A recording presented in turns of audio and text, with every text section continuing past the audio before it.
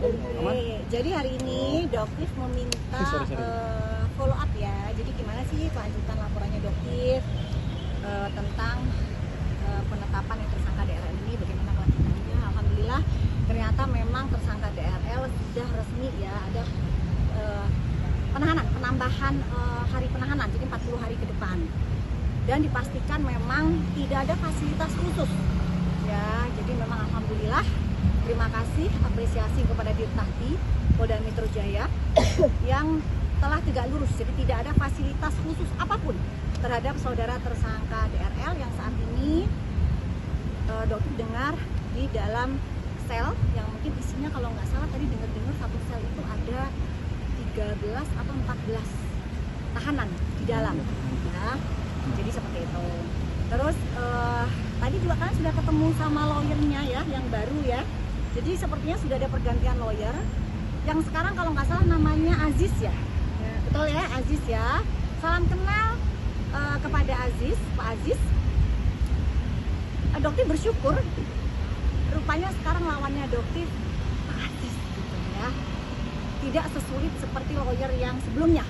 Lawyer yang sebelumnya itu namanya Jeffrey Simatupang, itu reseknya luar biasa guys. Dia itu Dokter akuin hebat karena dia bisa melepaskan saudara tersangka DRL dari 2 kali penahanan seharusnya. Tapi karena memang dia ini lawyer yang bukan lawyer kacangan lah ya, jadi bilangnya memang lawyer yang aduh susah banget deh pokoknya guys gitu, jadi pinter banget gitu. Jadi alhamdulillah akhirnya beliau sudah berhenti menjadi lawyernya. Mungkin udah capek juga kali ya, karena memang kliennya ini susah sekali untuk dinasehati. Jadi sekarang tersebar di masyarakat bahwa ini kerjaan lawyernya nggak bener.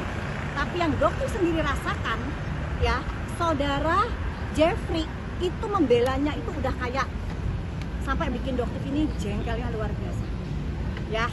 Jadi membelanya ini bener-bener luar biasa. Tapi tersangka DRL bisa ditahan hanya satu penyebabnya, karena kesombongan.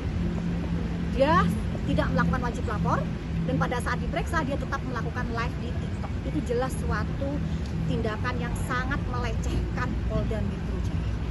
Ya, jadi di sini ditekankan itu adalah kesalahan kesombongan dari kliennya Aziz. Ya, dan sekarang Anda yang harus menghadapi klien Anda yang luar biasa, sebenarnya penuh dengan manipulatif. Itu kan udah di Polda nih, ada mau jenguk kalian? Enggak, kalau jenguk kayaknya nggak mungkin diterima juga lah ya, kalau kita penuh dengan emosi, apalagi sekarang saat ini dia di dalam sel dengan 13 orang tahanan yang lain, itu kan apalagi Dokter yang ngoceh-ngoceh terus minta keadilan, minta tidak ada fasilitas khusus, dan itu sudah dilakukan oleh Tahti. Jadi pasti dia mungkin akan dendam sumat kepada Dokter. Dulu dia bisa dijenguk di luar jam besar ya, tetapi setelah Dokter berbicara kepada media dengan ketat, pengawalan ketat, sekarang ini Jumat, Sabtu, Minggu dipastikan tersangka DRL tidak bisa lagi dijenguk ya, itu sudah dipastikan. Kalau dulu mungkin masih bisa dijenguk, tetapi sekarang sudah tidak bisa dijenguk lagi gitu. Dok, rencananya pihak DRL juga akan melaporkan terkait pencemaran nama baik yang soal silahkan dilaporkan. Kenapa? Karena jika memang laporannya sudah penistaan agama ini sudah pernah dilaporkan oleh Sunan Kalijaga, di mana terlapornya adalah tersangka DRL. Kenapa kok tidak jalan? Kok bisa-bisanya Aziz ingin melaporkan Dokter soal penistaan agama? Sementara kalau Anda tahu, klien Anda itu sudah dilaporkan dengan bukti yang sangat-sangat jelas. Yuk, jadi ngaca aja dulu Aziz, ngeliat dulu nih kliennya seperti apa. Bukti sudah di tangannya Dokter, sertifikat yang dibuat oleh Kohani ya, itu sudah dicabut resmi oleh Kohani. Kohani sendiri yang membuat sertifikat mu'alaf pun sudah resmi membatalkan sertifikat tersebut. Ya, jadi Kohani juga bicara bahwa sebenarnya saudara tersangka DRL itu tidak pernah yang melakukan ibadah apapun yang berkaitan dengan ibadah Muslim.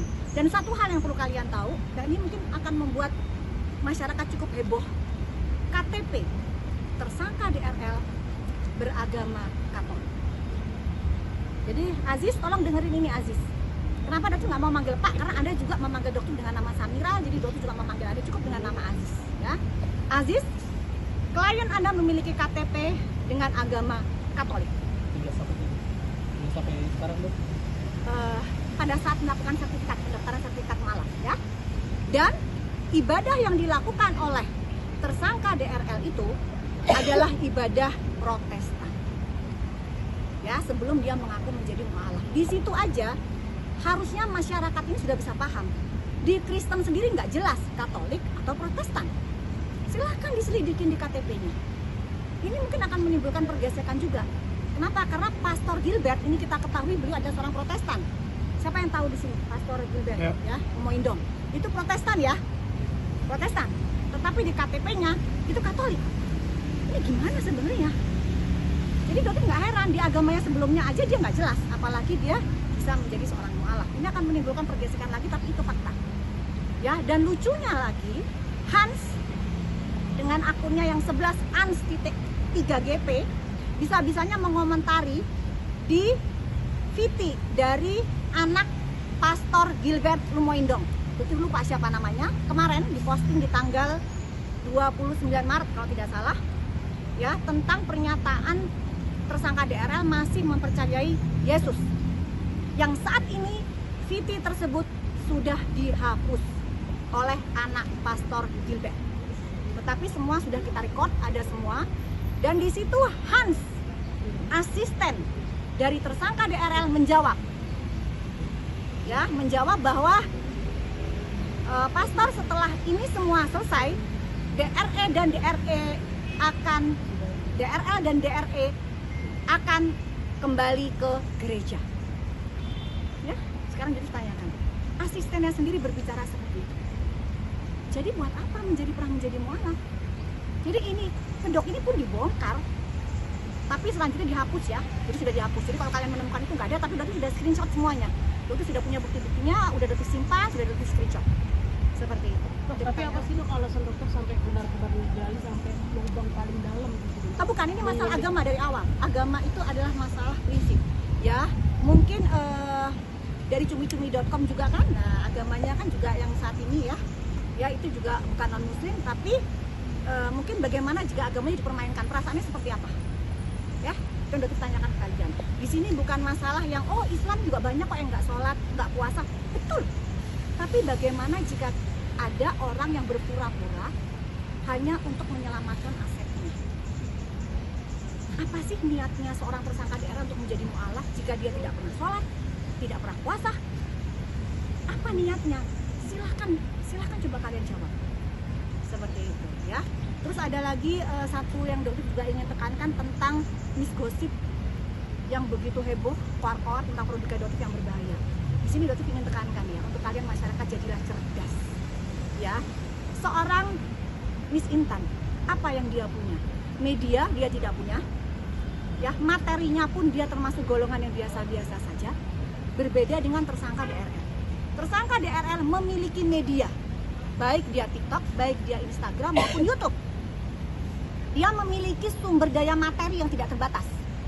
Tapi tersangka DRL tidak bisa melaporkan Dotif jika memang Dotif pernah menjual produk berbahaya. Kenapa saudara Miss Intan begitu gencarnya keluar-keluar? Karena dia hanya dijadikan senjata. Ya, dia tidak akan pernah memiliki bukti untuk bisa melaporkan.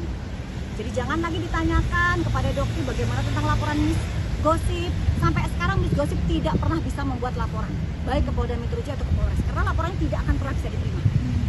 Ya, karena itu hanya hoax. Nanti Dotif ngomong begini dibilang diancam, ngancam. Kelasnya Dotif bukan kelasnya si Miss Intan. Kelasnya Dotif melawan saudara tersangka DRL. DRL aja nggak bisa melawan Dotif kok. Apalagi seorang Miss Gosip, maaf ya, Miss Gosip.